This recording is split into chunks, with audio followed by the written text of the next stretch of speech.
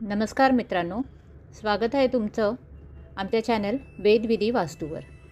आज आपण जाणून घेणार आहोत हिंदू धर्मातील एक अत्यंत पवित्र आणि महत्त्वाचा काळ, तो म्हणजे पितृपक्ष। या काळात आपण आपल्या पितरांना म्हणजेच पूर्वजांना श्रद्धांजली अर्पण करतो।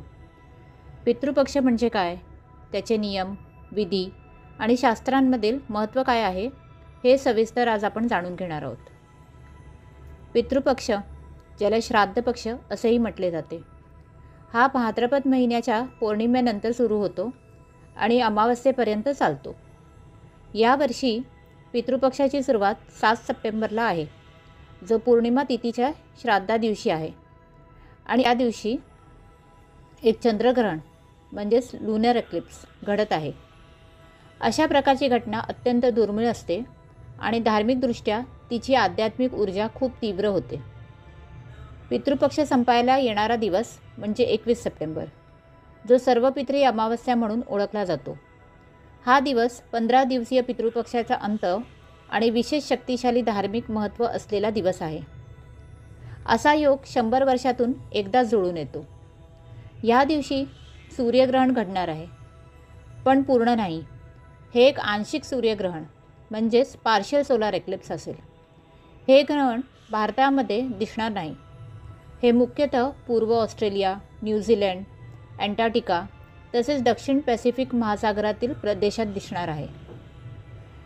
पितृपक्ष हा काळ आपल्या पूर्वजांच्या आत्म्यांना शांती मिळवून देण्यासाठी अत्यंत महत्त्वाचा मानला जातो।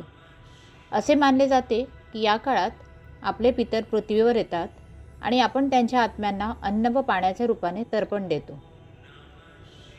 गरुड पुराण आणि धर्मशास्त्रानुसार मृत्यूनंतर आत्मा पितृलोकात वास करतो। या पितृलोकातील आत्म्यांना तर्पण आणि श्राद्धाच्या माध्यमातून शांती, आशीर्वाद आणि मोक्षप्राप्तीसाठी मदत केली जाते। पितृपक्ष हा काळ आपल्या पिढ्यांशी जोडलेली नाळ आहे। ही एक संधी आहे आपल्या पूर्वजांचे स्मरण करण्याची, त्यांचे ऋण मान्य करण्याची आणि त्यांच्या आशीर्वादाची प्राप्ती होण्याची। पितृपक्षात काय विधी पार पाडले जातात हे आपण बघूया। तर्पण: तीळ, जल, कुश आणि जव यांच्या साहाय्याने पितरांना जल अर्पण केले जाते। पिंडदान: तांदळाच्या पिठाचे गोळे तीळ व मधासह तयार करून पितरांना अर्पण केले जातात।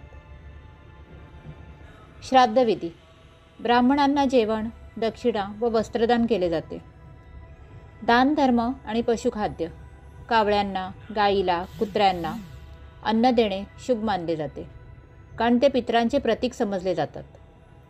हे सर्व विधी शक्यतो पवित्र स्थळी, गंगेच्या काठी, नद्यांच्या तीरावर किंवा आपल्या घरी श्रद्धेने करता येतात। पितृपक्षात संयम, श्रद्धा आणि शुद्धता आवश्यक मानली जाते। चला जाणून घेऊया काही आवश्यक करायच्या गोष्टी आणि टाळायच्या गोष्टी। तर करायच्या गोष्टी: लवकर उठून स्नान करा आणि स्वच्छ राहा। नित्य तर्पण करा। ब्राह्मण, गरीब व प्राणी यांना अन्नदान करा। पितरांचे नाव, गोत्र सांगून तर्पण करा। आता आपण बघूया टाळायच्या गोष्टी। या 15 दिवसात नवीन कपडे विकत घेणे किंवा वापरणे वर्ज्य आहे। शुभ कार्य जसे लग्न, वास्तुशांती, नामकरण वगैरे टाळा। मांसाहार, मद्यपान, तंबाखू यांचा त्याग करा। नखे किंवा केस कापू नये। या नियमांचे पालन केल्याने आपले पितर संतुष्ट होतात आणि त्यांच्या कृपेचा लाभ होतो। आता आपण पाहूया काही सामान्य प्रश्न जे आपल्या मनात येतात, जसं की महिलांना श्राद्ध करता येते का?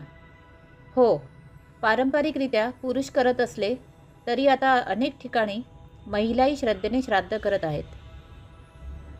दुसरा प्रश्न: आपल्याला पितरांची मृत्युतिथी माहीत नसेल तर सर्व पितरी अमावस्या शेवटचा दिवस हा सर्व पितरांसाठी श्राद्ध करण्याचा दिवस मानला जातो। तिसरा: परदेशात असताना काय करता येईल?